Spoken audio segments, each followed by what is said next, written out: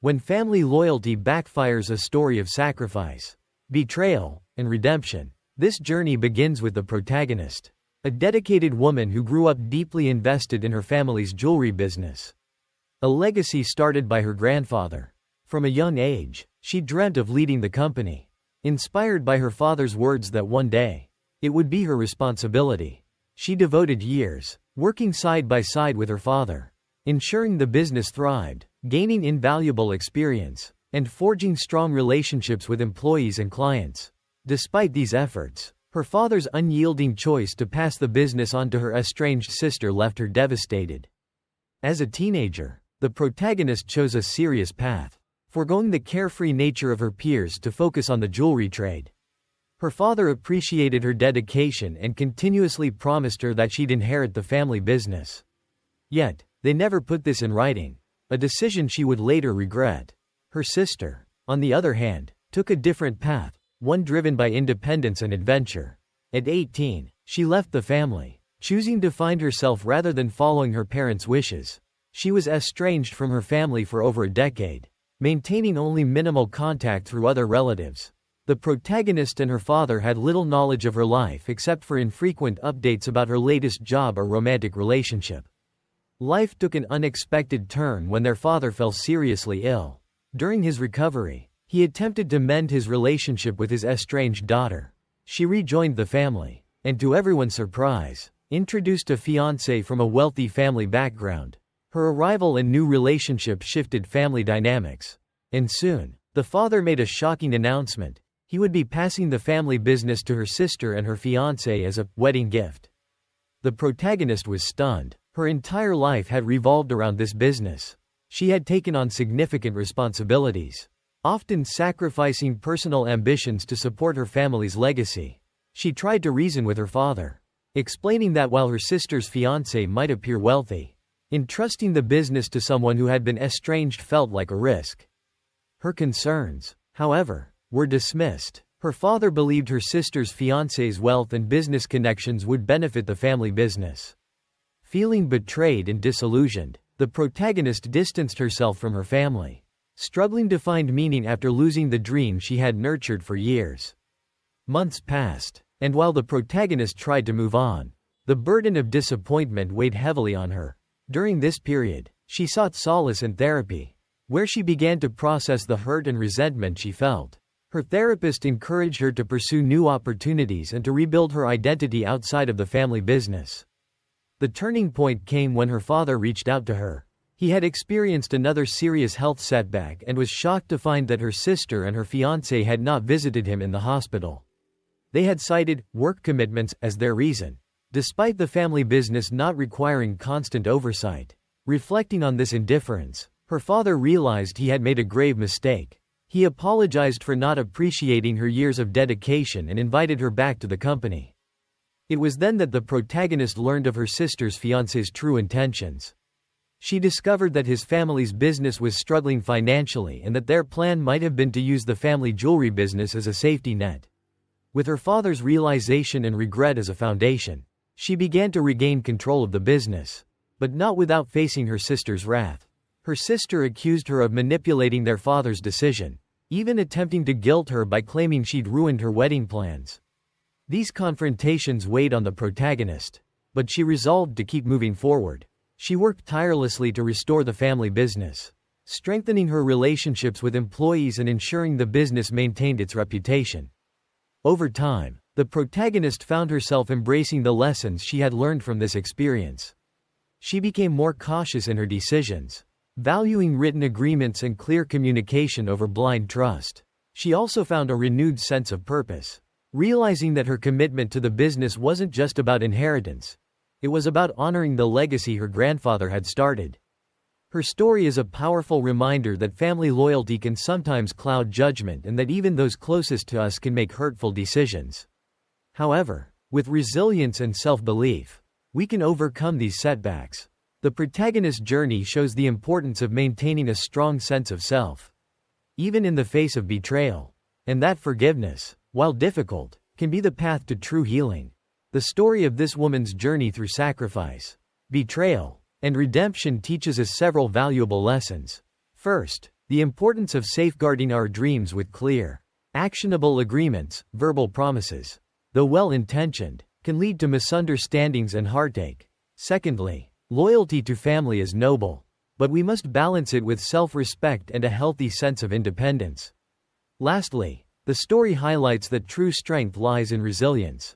Even when dreams are shattered, we have the power to rebuild and find new purpose, sometimes even greater than the original dream. This narrative underscores the value of self-worth and the courage it takes to rebuild. Even when the odds are against us, it's a testament to the strength that lies within each of us to reclaim our lives, despite setbacks, and emerge stronger and wiser than before. A father's unseen battles when loving means letting go. In the early days, my son was everything I could have hoped for: curious, full of energy, and endlessly imaginative. He would ask me to read him stories, then make up his own endings, always wanting to add some heroic twist. Back then, I never would have guessed that our relationship would grow so complicated, or that he would veer down a path I could never follow. When he was younger, we shared countless father-son adventures.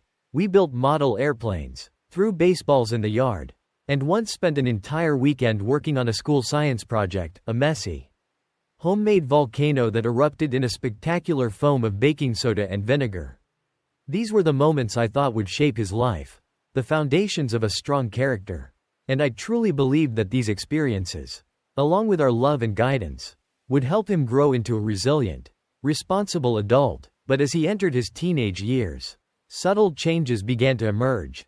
The first signs were small, a few instances of rebellion here, a little defiance there. He started hanging out with a new crowd, friends who seemed edgier than the kids he'd grown up with. My wife and I brushed it off as a phase, something every teenager goes through.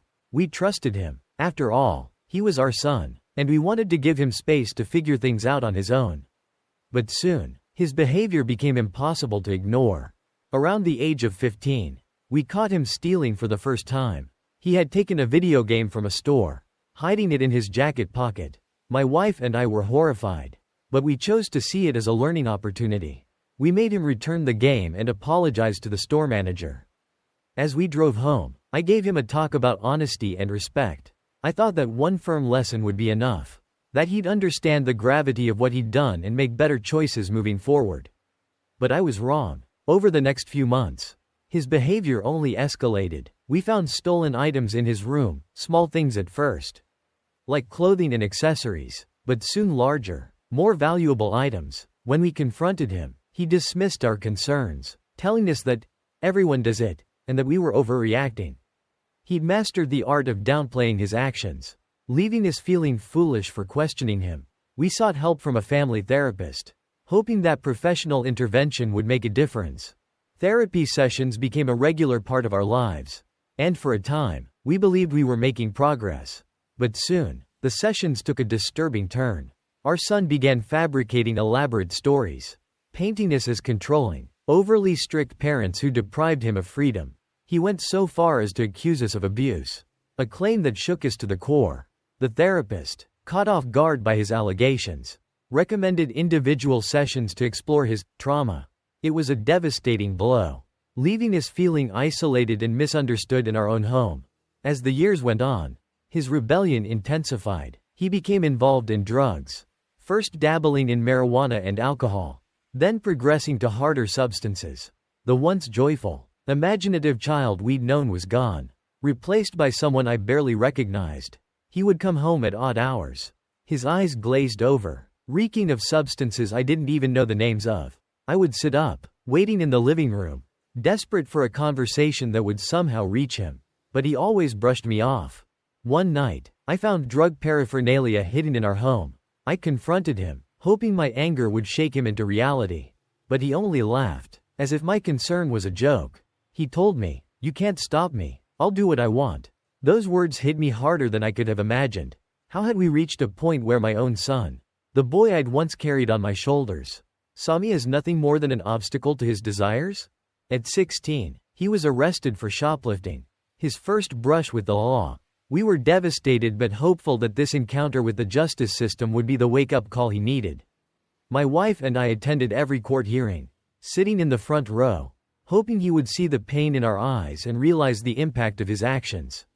But even then, he showed no remorse. He treated the process like a game, laughing and joking with his friends in the courtroom. Our hopes were crushed as we watched him walk out of the courthouse, smug and indifferent, as if he'd won some twisted victory. The breaking point came the night he crossed a line that no parent could forgive. I was away on a business trip, and my wife was home alone. Late at night, he returned to the house, and in a fit of anger and something far darker, he confronted her. I won't go into detail, but the trauma he inflicted on her that night was enough to destroy any remaining illusion I had about who my son had become. The pain he caused her, both physically and emotionally, was beyond anything I could fathom. It was an act of betrayal so profound that it tore our family apart. After that night, my wife couldn't stay. She left, filing for divorce shortly afterward, unable to live in a home haunted by the memories of what our son had done. I couldn't blame her. I knew that her departure was a consequence of his actions, a wound that would never fully heal. I was left alone, grappling with the grief of a broken family and the guilt of wondering where I had gone wrong. Years passed, and my son's life continued its downward spiral. He drifted in and out of rehabs, tried different jobs, but he never stayed on a path of recovery for long. Every few months, he would reappear, reaching out to me with promises of change and apologies that felt as hollow as the day he first uttered them. I wanted to believe him. I wanted to see the boy he used to be, the boy I had once loved so fiercely. But each time, he proved that he hadn't changed, that his words were just another manipulation. I tried to find solace in the stories of other parents, hoping that their experiences might offer me some comfort or guidance. I met fathers who had watched their children rise from the depths of addiction, mothers who had forgiven their children after years of estrangement. But our stories were different. Their children had found redemption, while my son seemed trapped in a cycle of destruction, a cycle that no amount of love or support could break. In time, I came to a painful realization. I had to let go. I had to stop waiting for the son I had once known to return. My love for him was unconditional, but I could no longer allow his actions to destroy what little peace I had left. I made the hardest decision a parent can make. I severed ties, knowing that this was the only way I could survive. Now, I live with a quiet ache, a sadness that will never fully go away. I still think about the little boy who once looked up at me with wide eyes, full of wonder and trust. But I also know that the man he became is beyond my control. I gave him everything I could, every opportunity to turn his life around. But some battles are beyond even a parent's reach. Through this journey, I've learned that love, no matter how deep, cannot save someone who does not want to be saved. I've learned that boundaries are essential, that sometimes the greatest act of love is to let go. For those watching, if you're struggling with a loved one who has lost their way, know that it's okay to protect yourself, that it's okay to choose your own well-being. In the end, we all must walk our own paths. And as parents, we can only hope that the seeds of love we plant will grow. But when those seeds don't take root, when they wither and fall, we must accept that some journeys are not ours to complete. And perhaps, one day, my son will find his own way, even if it's a path I'll never witness. Until then, I hold on to the memories of who he once was, and I find peace in knowing I did all I could. The price of loyalty when leadership falls short and talent walks out. It all started with a simple mistake. A young bookkeeper, dedicated, driven, and eager to prove herself, accidentally stumbled upon a document she was never meant to see, the payroll spreadsheet. She hadn't been snooping. She'd merely gone to the main office printer to collect some routine papers, only to spot the unmistakable rows of salaries, some significantly higher than her own. Seeing those numbers was like a punch to the gut. She knew she was dedicated, perhaps more so than some of her higher-paid colleagues. Yet, her salary didn't seem to reflect that at all.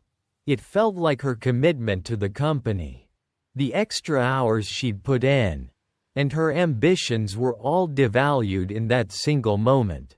She didn't have a degree like some others, but she worked hard, caught fine details others missed, and had been praised repeatedly for her reliability and accuracy. The bookkeeper wasn't alone in her feelings. Her manager, the controller, was all too aware of her contributions. For years, he'd advocated for his small finance team, convincing the CEO to even hire new members as the company grew.